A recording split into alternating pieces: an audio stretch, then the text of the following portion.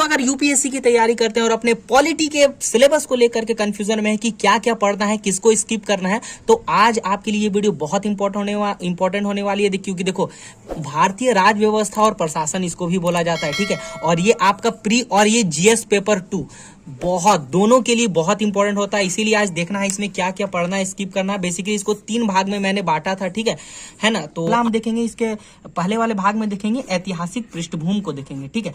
तो ये देखो, इससे फिलहाल तो अभी क्वेश्चन नहीं पूछे जा रहे हैं, लेकिन इसको आप थोड़ा देख लेना, पढ़ लेना, ठीक है, ओके। अच्छा, उसके बाद दूसरा नंबर में आते हैं, ये आपका है संविधान की प्रमुख विशेषताएं, प्रस्तावना और अनुसूची।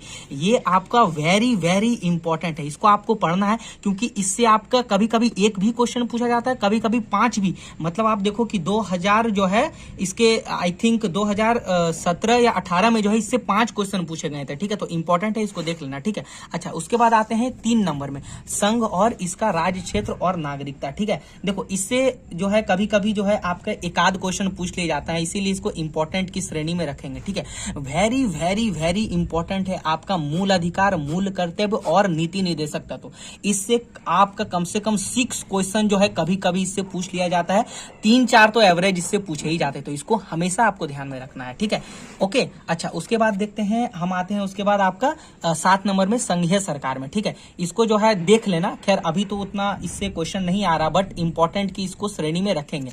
भारतीय संसद को आप पढ़ना, भारतीय संसद से जो है एक क्वेश्चन देखे जाते हैं, तो इसको भी आप थोड़ा देख लेना, इंपॉर्टेंट की श्रेणी में।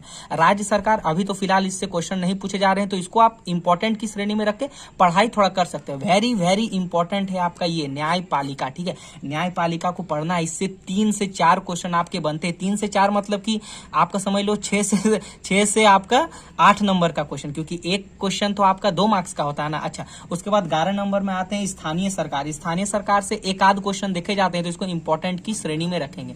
अच्छा, उसके बाद देखते हैं 12 नंबर में आते हैं। 12 नंबर में आपका जो है संघवाद, केंद्र राज्य संबंध, अंतर्राष्ट्रीय एवं क्षेत्रीय परिषद हो गया, ठीक है। तो इससे एक क्वेश्चन पूछा जाता है, तो इसको आप थोड़ा सा देख लेना, पढ़ लेना, इंपॉर्टेंट की श्रेणी में रखना, ठीक है। 13 नंबर में आते हैं हम, जो है आपात उपबंध एवं संविधान संशोधन। देखो, इससे जो है क्या होता है ना, कभी कभी इससे एक क्वेश्चन पूछा जाता है, 1 या 2 क्वेश्चन पूछा जाता है, तो इसको आप थोड़ा सा देख लेना, इंपॉर्टेंट है, ठीक है।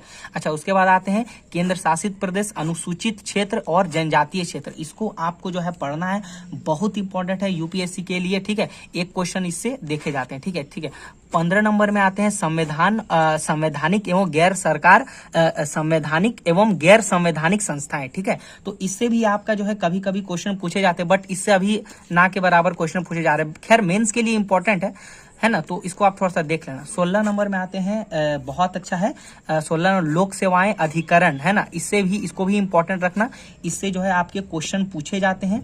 अभी तो फिलहाल नहीं पूछे जाते हैं, लेकिन पढ़ना तो सिलेबस में है, तो पढ़ना तो पड़ेगा। 17 नंबर में आते हैं हम निर्वाचन। तो निर्वाचन एवं राजनीतिक दल, मेंस में इससे क्वेश्चन आते हैं, प्रीलिम्स में अभी बहुत कम देखे जाते हैं, बट हाँ पढ़ना तो जरूरी है ना। उसके बाद ये आप वेरी वेरी इंपॉर्टेंट कर लो, 18 लोक नीति, संवैधानिक जागरूकता एवं आधिकारिक मुद्दे, इसको पढ़ लेना, बहुत इंपॉर्टेंट है, ठीक है। तो इतना टॉपिक को आप अच्छे से पढ़ो, क्योंकि देखो अगर तैयारी करते हैं तो पूरा सिलेबस हमारा कंप्लीट होना चाहिए। आप प्रीलिम्स के लिए इतना पढ़ो, आपका गारंटी देता हूं कि बहुत ही अच्छे से आपका प्रीलिम्स निकलेगा, ठीक है। तो वीडियो पसंद आती है तो इसको शेयर करो, लाइक करो। बाकी मिलते हैं नेक्स्ट वीडियो में।